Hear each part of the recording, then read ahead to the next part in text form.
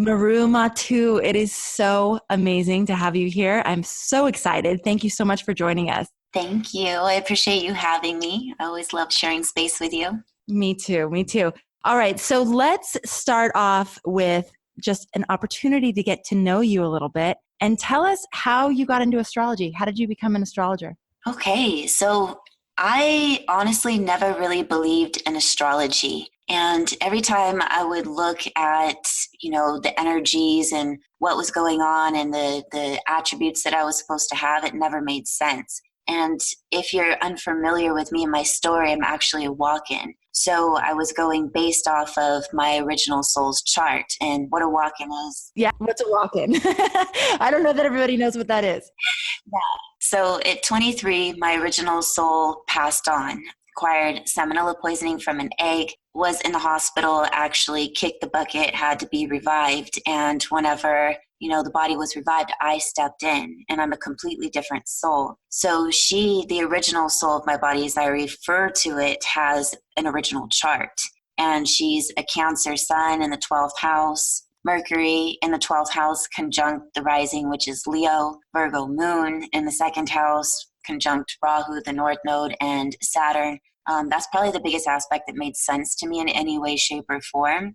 And so fast forward, I was really interested in astrology just because it's so fascinating and so disappointed that none of it matched me. And considering how is that possible? So the good news about it is I ended up studying everything from A to Z, including Vedic, Western, and, just trying to find which one is me. And so then it really kind of clicked into gear that the death time that they called for my original soul is actually my birth information. So I was able to call the hospital in Seattle where it all occurred and get the time and the date. So once I ran that chart, it was like the whole world opened up and I just saw myself.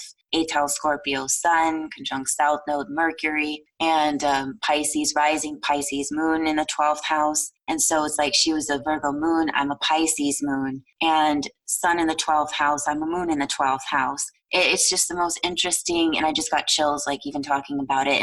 Looking at the transformations of planets, Neptune it was Pluto that had conjuncted her Neptune exactly minutes, degrees, and seconds on that day. And in astrology, that's the dark night of the soul. It can be a death experience of some sorts, whether that's physical, spiritual, or ego-based. And fascinating to see, Pluto's really, really serious about this death and rebirth process of transformation. And looking at that and how real, all of my placements in Virgo got exchanged for having Jupiter in the 6th house because I'm 29 degrees Pisces rising. So the reality of myself and the combination, seeing the transformation of a soul for soul almost, and how we can go beyond, beyond this quantum or beyond the physical into the quantum, understanding astrology, and then putting it together with my 15 years of studying quantum physics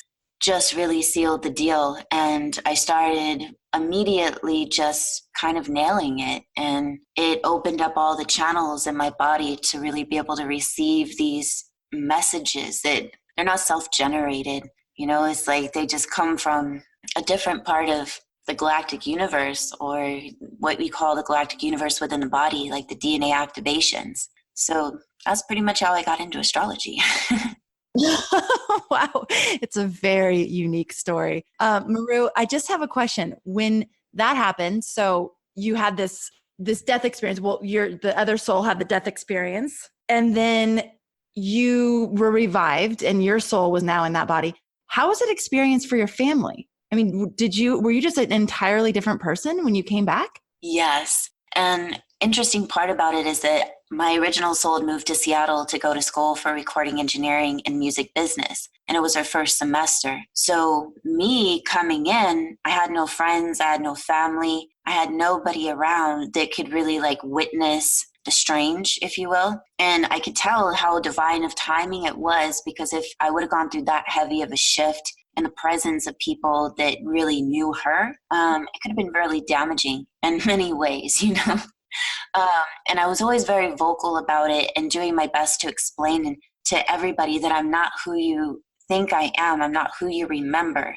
and changing, because she has her original birth name. When they brought me in and asked me my name, it was Meru Matu. I've always known who I am, but that's not her name, right? So everybody had to get used to that. And she raised animals her whole life for the purpose of slaughter. I walked in as a vegan, and she was... Oh my God. Wow. I know, right? It was a full shift. She was always very shy and quiet and had a lot of insecurities. I've never even understood insecurities. Never been shy, just went full force into everything. So over time and getting used to everything, also the distance again helped a lot. But everybody in my family and in my environment really came to like accept it and understand it. And if you spent much time with her versus me, there's no comparison. Wow. And is this walk-in phenomenon, like what percentage of people or how many souls are doing that? And is it more right now? Or like, this is new to me, and I'm sure it's new to a lot of listeners, and it's new to me through you. Like you're the only person I know that's had this experience. Are there a lot of people that have had this? I'm sure there's a lot more than we realize. I really honestly don't know like what sort of statistic percentage wise, because when I came in, there was no terminology that I could put towards it. I didn't know what a walk-in was, but I knew what my experience was. And listening to Drumbello Melchizedek and the Flower of Life, and he's actually a walk-in. So he was able to put a word to it. And I remember listening and like, oh my God, like that's it. That's me. Yeah, right. Wow. Yeah, like finally. Because I was always explaining it. It's like, she'd pass on and I jumped in. And I know where I'm from. I have my memories. I have my family. I have my connections. But there was no term. So, and the thing is after doing a lot more in-depth, like beyond quantum healing hypnosis, I've done a couple of sessions of that recently. And in order to get to speak to your higher soul, they have to actually take you through a death experience. Turns out I've never had a death experience. They don't happen. And all of my selves stretched simultaneously and are operating in a now moment, just from different aspects. So they're all essentially on the same kind of frequency mission, supporting one another, but it's very clear what the overall energy is really evolution. So coming in and speeding up the evolutionary process, I'm what they would consider a full soul transfer. So original soul no longer here. The programs, the social cultural programs, the subconscious programs that really run in our minds and tell us that we should be fearful of this, and this is, a repetitive pattern and habitual, those things never plagued me. So the transformations that I can go through are really rapid and almost shocking in some senses, because I'm just not held to my own idea of something that's never happened to me. So it was like a fresh slate. So that's the whole purpose of walk-ins coming here is bringing a new frequency. If we look at ancient history, we see that, the Orions, the Sirians, the Pleiadians, they all came here with advanced technology and information to evolve the human species and really work on many levels, whether that's through genetic manipulation or otherwise. So it's a fast track. And as well, that body would have gone to waste pretty much, so it saved a lot of hardship. The family didn't necessarily have to lose that person to them. It's still there, and the friends and all of that. So it didn't necessarily like glitch a timeline. It actually healed a timeline and projected it into another type of reality, which is deep. So yes, there are way more souls coming, and anytime massive experiences happen at the Galactic Center, you can guarantee that there's more beaming down. This particular season is going to have a lot of activation. So this can happen with just like human hybrids coming in through the birth process, or human what? Human hybrids, like extraterrestrial hybrids. Like for instance, in 1986, whenever Halley's Comet came through, that's an Orion meteor shower that came through. And so whenever it passed by our sun, it kind of melted some of the ice and allowed fragments of rock meteor to come off and shower down like it was, stars falling from the sky. But that's actually a part of how the planet gets seeded and how consciousness gets implanted. So all that streaming down and affecting us on a DNA level. So it can be a body that's already here, receiving another aspect of self, maybe a multidimensional aspect of self that's already existing from another star system, say like Orion. It's to say that if you were born in 1986 and you have a heavy amount of Gemini in your chart, you most likely did boom shell on Halley's Comet. Maybe check it out. So when these things happen, we're going to get to the Galactic Center here really soon, but I'm fascinated when these things happen. So when we get these upgrades or downloads or system overrides, whatever you want to call them, do we know it's happening, or do these things happen and we're not aware of them? It's both experiences. Like in my experience, I knew exactly who I was, what I'd done. A lot of people that have come to me for consultations, they only feel like they're a walk-in. And there's an aspect of where we are doing so much spiritual work and we're evolving so fast that there is your higher self being able to come into your body more so. It's like you're clearing the channels, you're opening up, we're more conscious about what we put into our bodies and into our minds. And so the physicality of ourselves now is able to house a larger aspect of us. So there's that process that sometimes gets confused for this experience, because I've noticed that a lot of people want this experience. And what I feel like a lot of people don't realize is that they're asking to be deleted. Whoa. You know, they're not present for that experience. You just, wow. Okay. you don't know. That's intense. Yeah. So that's one of the fascinating parts, is really trying to decipher. And you can see it in someone's astrology chart. Like, it's not just going to happen on any regular old day. And whenever people come to me, I've had a couple that's like genuine, like, okay, yeah, that was a day for sure that massive transformation. You can see it, like you can really see it. Massive transformation happen. But sometimes it's just like a really regular light transit day. And it's like, that's not powerful enough to bring an entirely new soul into the body. And whenever you look at the evolutionary aspect, it doesn't make a lot of sense to go through all that trouble to leave you intact with all of your memories, all of your programs, all of your hang-ups. You know what I mean? To have your master soul or another aspect step into you, it's completely different. So I'm starting to really get on another level of how to define or put words, because yes, walk-in is the term, but actually no, it's not it. It's like a reincarnation, skipping the whole birth and child process.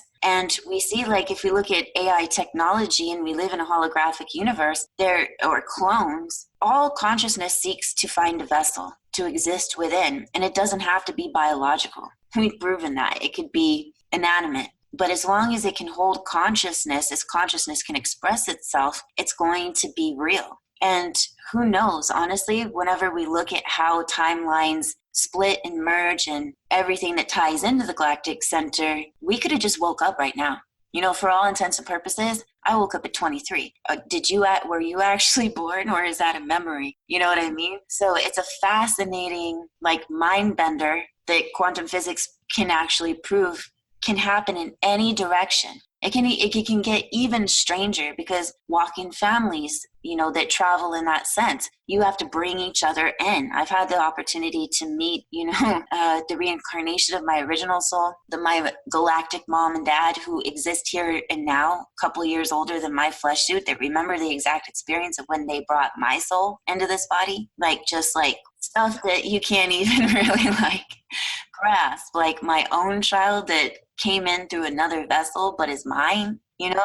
And it's like, whoa, yeah, it's intense. But these are like the evolution of soul families and coming from all these places. And if we're so advanced, if we're millions and trillions and billions or infinity years old, how do we not have that ability in consciousness yet? We always hear extraterrestrial kind of time travel or locational travel isn't used by technology, it's used by consciousness. It's like a Merkaba, it's an energy field. And so we just boom show here and there, and we can project our consciousness. We can astral travel, we can remote view, we can do all these things in the moment. So what is it that's blocking the reality of how far we can expand? And it's just our perceptions, belief systems. So if we erase those, we start to import a society. And, you know, I mean, the Pleiadians are coming back into now to course correct. They're changing our timeline.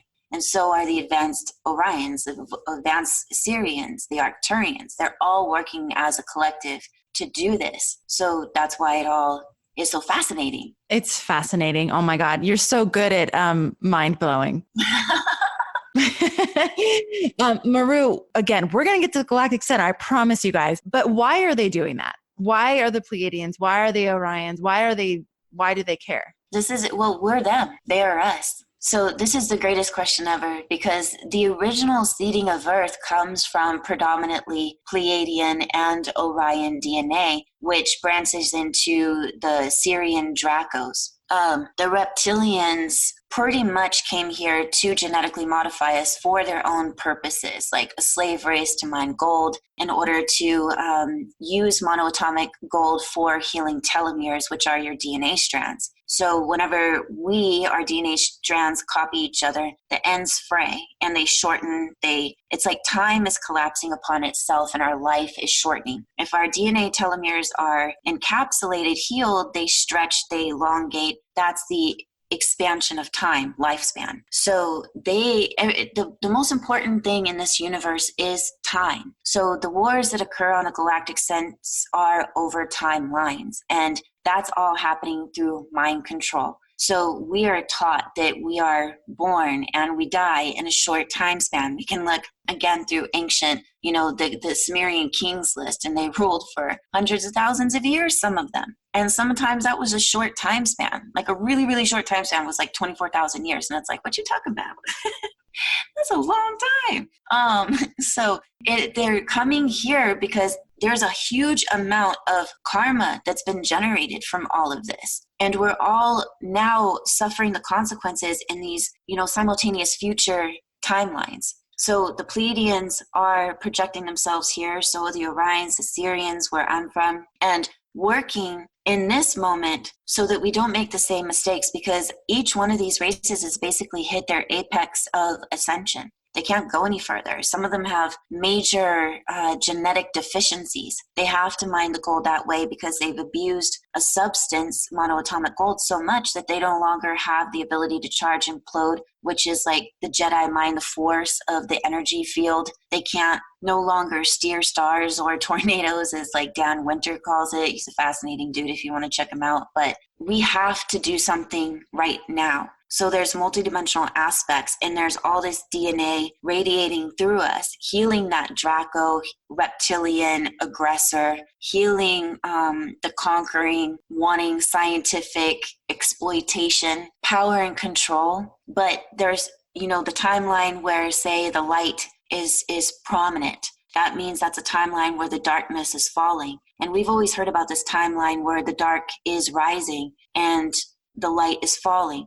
That's a manipulation of the mind, and that's putting it into our belief system, and that we only have this short amount of time, as well that we die and that we reincarnate only here on Earth, which keeps our souls trapped in a secular pattern where we're not spreading back out, going back home, essentially, or to the next place where we can heal on another like cosmic level, because we're not even talking just about the Milky Way. We're talking about beyond, and multidimensional beings.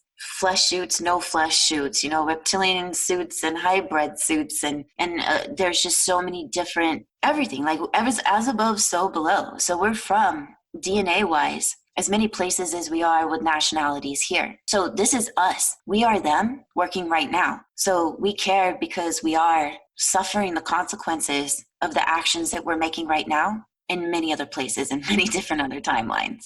Wow. Okay. You know what's interesting? What happens to me when I listen to you, I catch everything that you're saying as you're saying it. And it like makes perfect sense. And then I go back and like, I try to explain it to my boyfriend or someone else. And I'm like, but then I have no idea what she said, but it was so interesting. Like I can catch it in the moment and then it's gone. But it's like when you're speaking, you're giving a glimpse into the like expansiveness of the reality and the truth of what's happening. But then it's like, I go back into the dream world of whatever illusion is here. And it's a fascinating experience. It really is. I wonder if Chris is our producer. I wonder if he's having the experience too. But okay, Meru, let's talk about the Galactic Center, because all of this started with the big full moon that's coming this next cycle, and that it's going to be pretty much conjunct, or did we say conjunct the Galactic Center, or did we just say on the galactic center? Pretty much on the galactic center. Yeah, you could say it either way. Okay.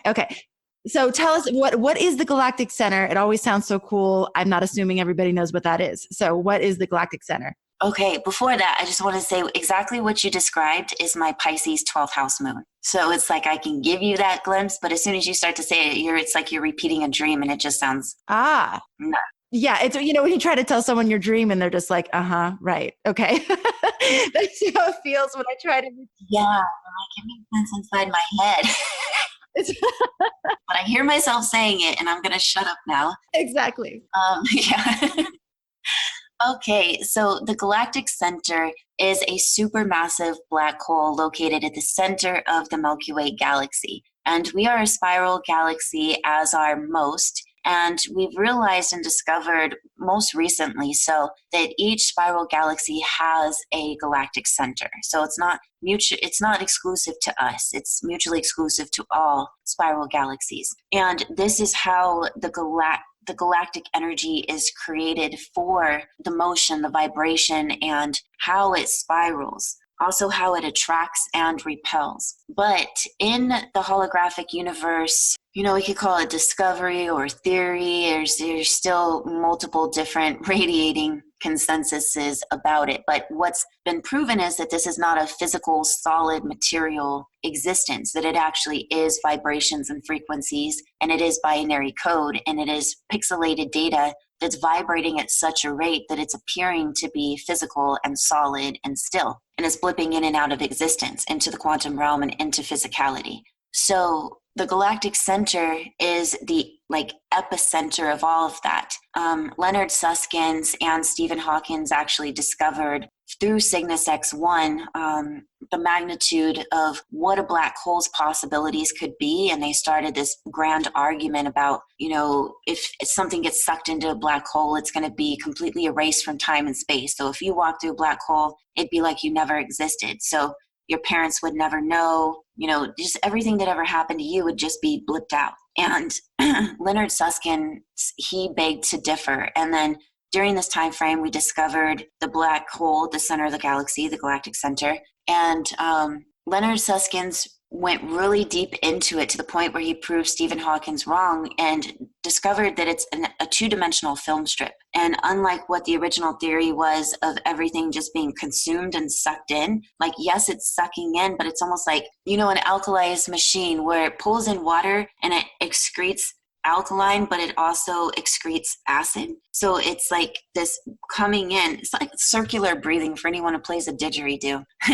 It's coming in and going out. But what's going out is the frequency and the vibration, and it's pixelated data. So it's just radiating this pixelated data from this two-dimensional film strip, and that's actually what's projecting our reality. So whenever a planet comes over the galactic center or a luminary, such as this full moon is going to be, the planet actually goes out of phase of time and space. It's no longer in existence for that time period. And the galactic center begins at the beginning of 26 degrees of Sag and goes to the end of 28 degrees. And so at 25, we call it the outskirts of the black hole, the event horizon. And actually to fall into a black hole is complicated mathematics.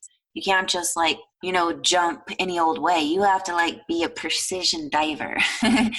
So the planet coming over and surfing the edge just after the full moon, it's going to tip over into and go out of phase and go out of anything that has to do with time and space. So it gets rewritten. It's the hub of information. So all that pixelated data that's radiating out is reprogramming our lunar cycles. So that's why not all transits are the same. The planets evolve the same way that humans do through every experience, and the planets' experiences are the transits themselves. Just as we go through a breakup, Venus conjunct Uranus, and a squares to Mars. That's okay, she found someone else, But it's that equivalent of everything. So the moon coming through here is going to be so important because on the oppositional side is the constellation of Orion being activated, and it's the belt stars, which have been, the Orion constellation has been visible for the longest within known history, visible in the sky. Those three belt stars aligning to the pyramids of Giza, and telling us about our ancient origins, pointing to Orion, the Great Pyramid, the King's Chamber, pointing to Sirius, the Queen's Chamber, and the Great Hall, pointing to Thuban, Alpha Draconis. So this history story comes back alive. And our DNA is affected by these cosmic streams. We're in tune with the emotional and like intuitional experience of the moon. It's a psychic planet and we feel it. So a part of ourself is in the Galactic Center getting this rewrite. And we need that, emotionally speaking. We need a rewrite of our emotions. And we've been going through a lot of that, but this is taking us to a new level. And best way to explain it, if people want a really big like representation of the Galactic Center, is whenever Saturn moved through there from 88 to 89. And it was from about the end of December of 88 to February of 89. And Saturn retrograded through there and went back over, and they called that the Galactic Convergence. And that was the major shift of consciousness. So that was whenever a humongous amount of starseeds incarnated. One reason also was because of the Draco mind control. The reptilians came back and started really importing themselves into, you know, our world stage of those people. Does that make sense? Can I say that? Or like, should I elaborate? You know, I think some people are going, what's she talking about? And others that have looked into these kinds of things are probably tracking right along with you. Who are they? It feels like another rabbit hole. I think we can just go and we get to spend a whole lunar cycle with you in the inner circle. So there will be lots and lots of questions. But so what I'm catching from what you're saying is 88, 89 was a very important time because Saturn was conjunct the Galactic Center, and there was a big rewrite of consciousness or like an influx of a new level of consciousness, essentially. A brand new level of consciousness. Yes. Okay. You know, it's interesting because I was about 10 years old. And that's when I remember this one day so crystal clear, looking in the mirror and just looking into my own eyes going, who are you? Like, who are you really? You know, and it was like this crystal clear moment that I will never forget, just questioning the truth of who I was seeing in the mirror. So that resonates what you're saying. That is so deep for a 10-year-old. My goodness. I know. For real. Well, I have a 10-year-old now, and she blows me away. She's so deep. I mean, the things that she's thinking about. But yeah, okay, go ahead. Yeah, that's exactly it. So, at that same time, government and world stage affairs were starting to really get a little bit more restrictive and put the clamp down. So that brought a lot of starseed consciousness into beings around that time that were here, you know, that are of the age now, that are breaking that entire paradigm, because we're talking about those who are just finishing up their Saturn returns now. So Saturn went back through this place from 2017 into 18. And we had a whole new boost. This is whenever it's like starseeds are much more prevalent and known about. Astrology is taking off. Consciousness is taking off. There's a whole big shift happening all over again. And time isn't operating in the same way. So Saturn rules over time. And we see the shift. It's sped up. A lot of people can remember whenever it was just like a day took like 3 of our days now. And that's not happening anymore. So imagine the possibilities of having any planet go through the Galactic Center and have a major event happen at the same time. But when we're talking about lunar cycles, these are beginnings, these are endings, these are opportunities, these are doorways and gateways. And this is also conjunct to the Ophiuchian constellation, which is the ancient Egyptian gods and goddesses. So this brings about a whole energy of, it's almost like there's no time, there's no energy to be of a lower frequency any longer, because there's this like regal energy that comes through it of remembrance of this power of who you really are. Like if you were to look into your eyes and then just see the flash of that king or queen or all of those simultaneous experiences and just be like, okay, let me sit up straight and dust myself off and go save the world on some dun-da-da-dun because I know who I am. You know what I mean? That's so great. I love the way you just said that. Wow. Okay. So the moon is going to be on the Galactic Center in the full moon coming up for our next lunar cycle. There's going to be a moment of time out of time, like where we're sort of like sucked into that black hole and then come back reemerged with a different sense of self. And how do you think people are going to experience that? Like, really, like, is it going to be like external events that happen? Is it going to be some sort of internal, like, I just feel different? Like you said, I can see the truth of who I am. So I need to stand up a little taller and stand for something, or, how do you think people are going to experience it? Honestly, I think it's going to be very internal and intuitive. This will be like a major psychic download. So for some people, it's going to be like, yes, I've been waiting for this. Like my full psychic abilities are online, and other people are going to go through kind of a shock activation and have that like, oh, oops moment,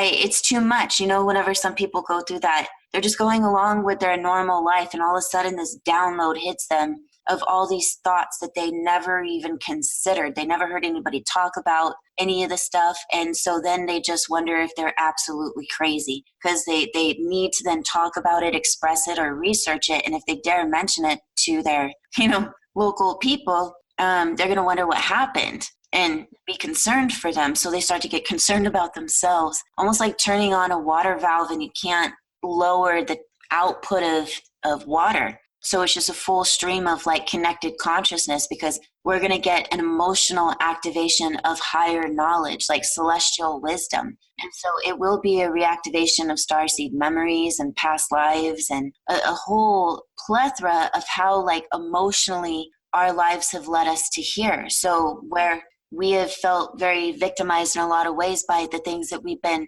sometimes made to feel, it will be consolidated. And a lot of, I feel like, deletions of memories that no longer serve us will occur, because that's something that really does happen. Whenever we literally look back on certain situations, it's like, wow, there's like a huge chunk of time that's sort of missing.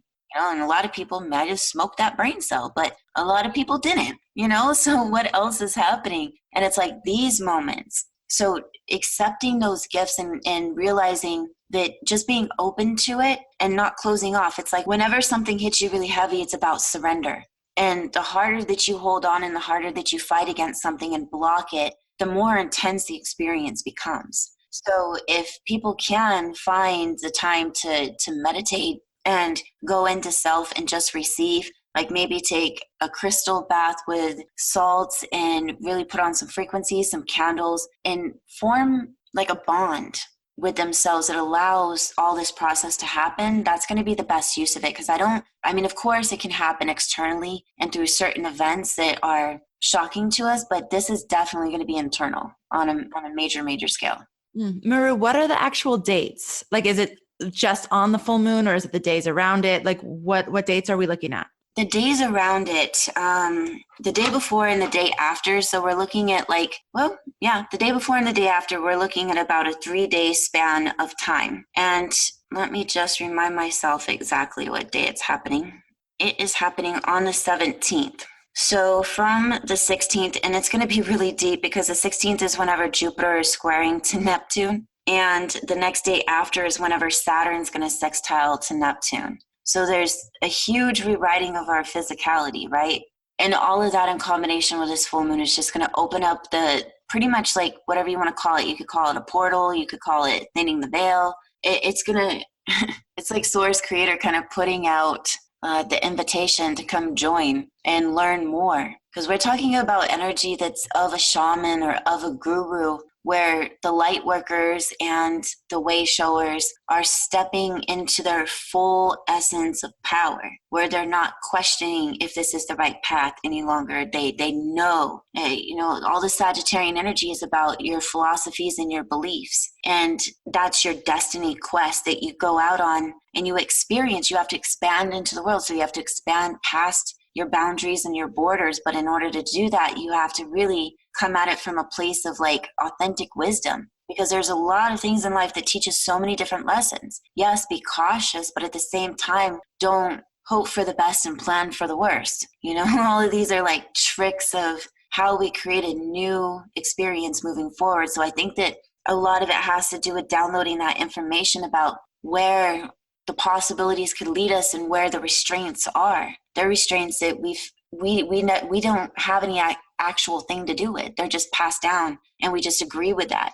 So why do we think that somebody should act a certain way? Is that because that's what other people told us that we needed to do to get somewhere, or is that genuinely yours? A lot of things we do so unconsciously. So this is going to be the battle between consciousness and unconsciousness. The moon is essentially an unconscious element in the chart, but it's also a storage. So if you think about every single emotional experience that you've ever had is stored inside that lunar moon phase. And that's a big bag of weight that we end up carrying on our backs. And we just keep putting more and more. And I've had this, thing for people that are familiar with me and have followed me for a long time. Whenever that Galactic Center opens up based off of a transit, it's like the cosmic goodwill is open for donations.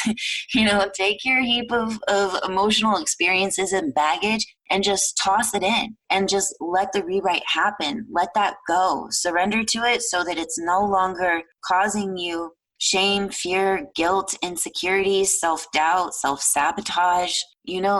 Freedom is a scary element, and so is success. And a lot of people don't realize that their greatest fear is being free and having ultimate success. So emotions for that are definitely going to, with all the other kind of transits just in that little window of time, be very, very, very clear.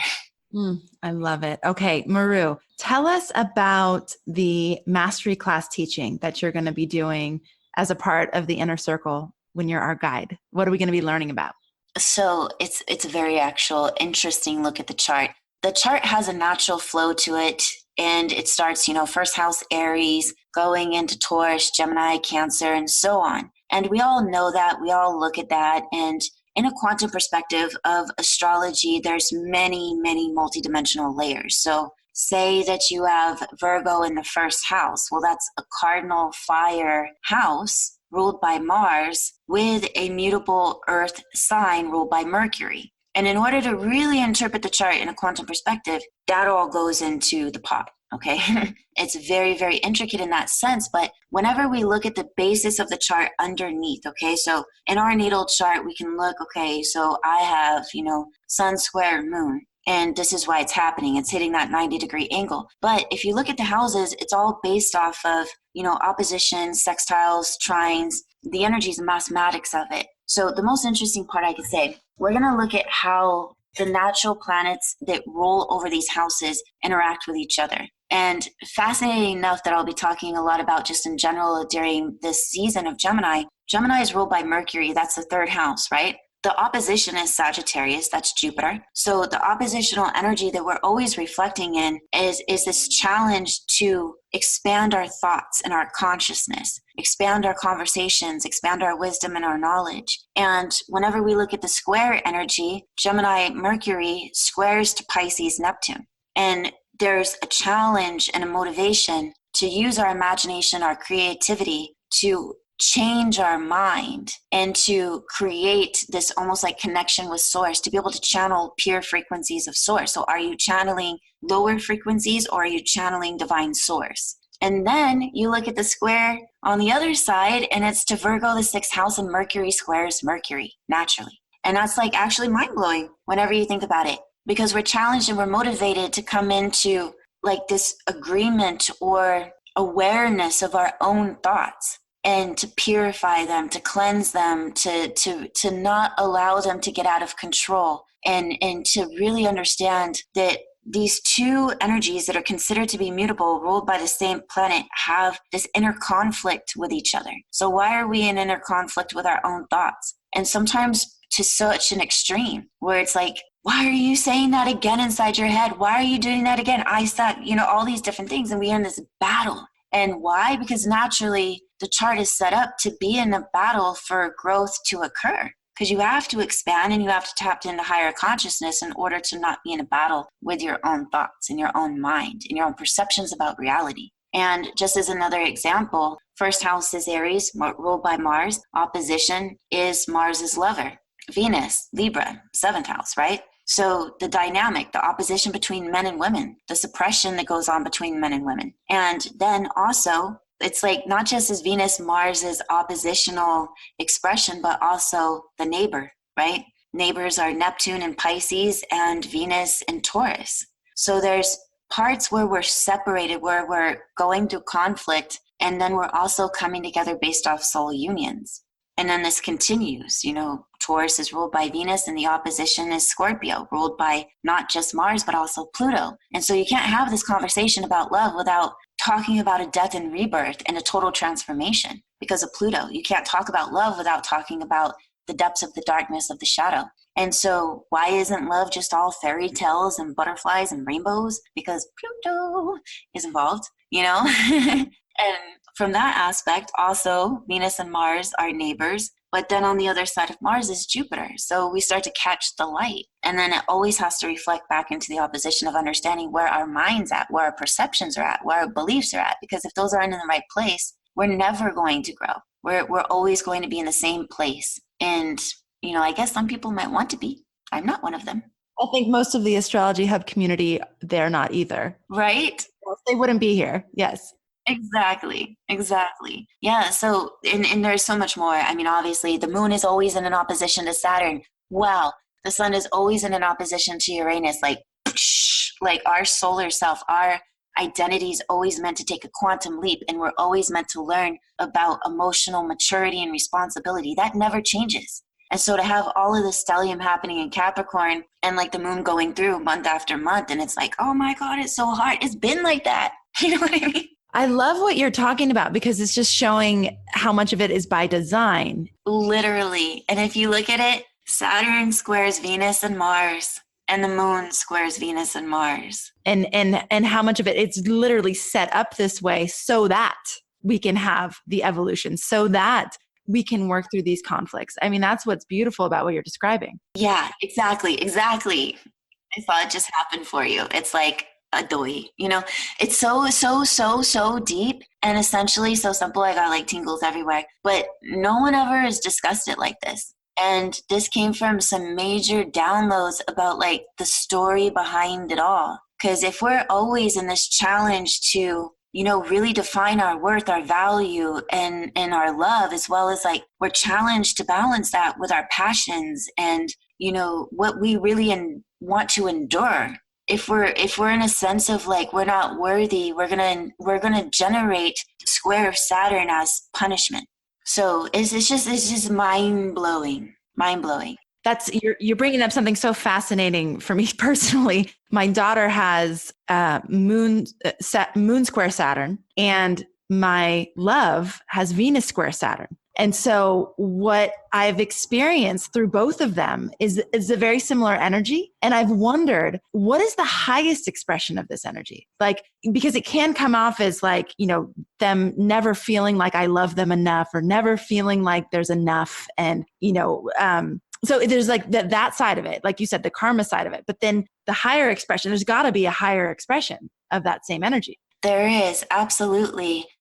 So Venus and Saturn square, for an instance, that's only challenging us and motivating us to see a true quality and to realize that, okay, and this takes a lot of soul evolution through life, of realizing your value and then realizing that it's your responsibility to know your own value.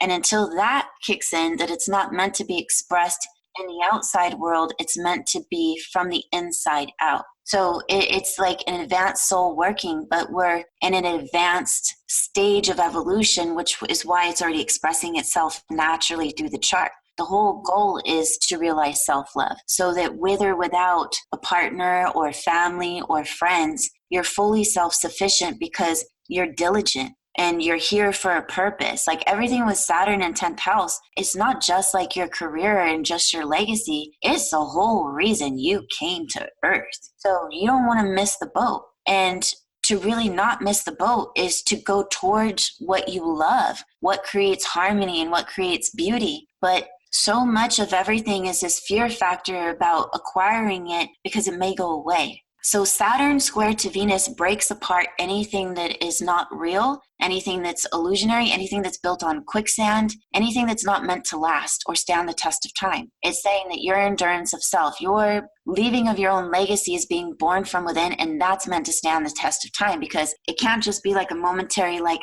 I got it, I love me. And then somebody says something really negative to you, and then you're just like down in the dumps again. This is creating imagine where are you going after this, right? We're working for that. And recently there was a degree within Taurus season that just hit me in a new way. And its last sentence was, a moment or a lifetime's worth of discomfort is worth it whenever destiny is involved.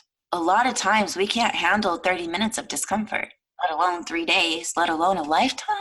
So when you understand the higher levels of yourself and the galactic process and what we're actually doing, a lifetime's worth of discomfort, we don't have to suffer it. And if we are, it's because our soul is experiencing that for the purpose of destiny and evolution. And there is no such thing as time, essentially. We are the only ones who are just perceiving it. And so our perception over it is what's creating a tremendous amount of our discomfort.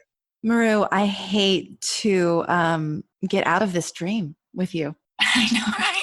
Your Pisces moon in the 12th house. It's just so lovely here. Thank you so much. I cannot wait to spend the whole entire lunar cycle with you. I know the inner circle is just going to love you. Your perspective is so different. And so it's challenging, because it's challenging us to move beyond what we've all accepted to be true. And yet there is so much truth in what you're saying. So I am guessing, and I know that anything that you've done with Astrology Hub so far, I always put you in front of the audience, go, I hope they love her as much as I do. And every single time they love you as much as I do. So I'm like, okay, great. Awesome. But I think it's going to be so much fun to be with you and to share this really potent Galactic Center experience and to share with each other. I mean, to bring so much consciousness to that event seems like would really set us up for some quantum evolution. 100%. And thank you for bringing someone like myself with this information onto your platform to share with people, because that's just as brave and as bold as me saying it. Oh, that's awesome. Well, we have the O negative thing in common. So maybe our mission is really actually very, very, very aligned. Oh, 100%, without a doubt. All right, my dear. Thank you so much for being here. Cannot wait to speak with you again soon. And please take care. Thank you. See you soon.